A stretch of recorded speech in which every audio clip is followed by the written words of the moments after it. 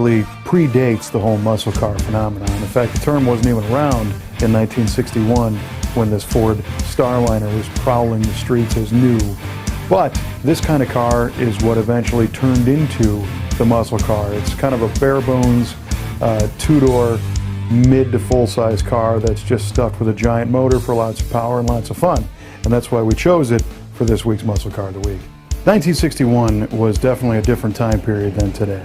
And really, what I think is unique is that in the United States, you were still enjoying some post-World War II prosperity, and there was this optimism for everything that was futuristic and new.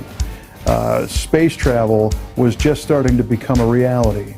Rocket ships were new, jet airplanes were new, and by '61, a lot of the tall tail fin stuff from the 50s was going away, but what we see in this particular car is a very clean adaptation of rocket ships for the street. This car has kind of a rounded but almost pointy nose, and if you look at the profile, the whole thing is shaped like a giant dart. They had a much more subtle tail fin and the characteristic signature rocket exhaust taillights.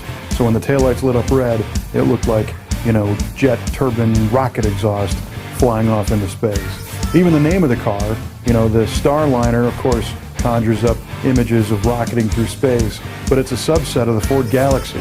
So they really couldn't disguise anymore that these things were all about going fast and flying off into space. Ford made just shy of 30,000 1961 Starliners, and these came in a variety of different engines. 30,000 isn't a super low number of production, but when you start to look at the ones that had the higher performance engine options, they become fewer and far between.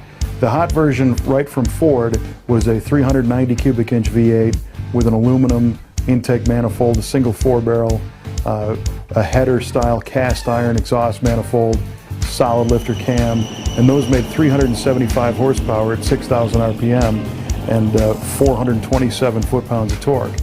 But interestingly, you could go to your local Ford dealer and have them bolt on a 2-barrel intake manifold, and that was the hot ticket in a '61 Starliner. That brought power up